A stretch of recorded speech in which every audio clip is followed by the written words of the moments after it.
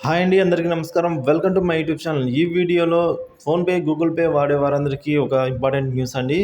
So, వీటికి ఇక కాలం చెల్లినట్లయితే అంటున్నారు. సో, ఆ వివరాలైతే ఈ వీడియోలో తెలుసుకుందాం. వీడియో అయితే ఎక్కడ స్కిప్ చేయకుండా ఎండ్ వరకు చూడడం ద్వారా ఇన్ఫర్మేషన్ అనేది పూర్తిగా అర్థమవుతుంది.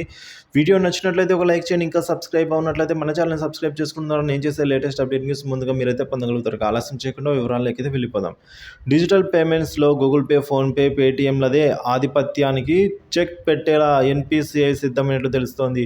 యూపీఐ చెల్లింపుల్లో కొత్త సంస్థను ప్రోత్సహించేలా క్రెడ్, అలాగే జొమాటో, ఫ్లిప్కార్ట్ సంస్థల ప్రతినిధులు ఎన్‌పీసీఐతో త్వరలోనే భేటీ కానుంది. సో, ఈ 3 సంస్థల లావాదేవీల పరిమాణం 90% పెరగడంతో ఇవి గుత్తాధిపత్యంగా చెలాయిస్తాయనైతే ఆర్‌బీఐ ఆందోళన చెందుతోంది. సో, దీంతో కొత్త సంస్థలను ప్రోత్సహించేలా ఎన్‌పీసీఐ రాయితీలు ప్రకటించే ఛాన్స్ అయితే ఉందండి.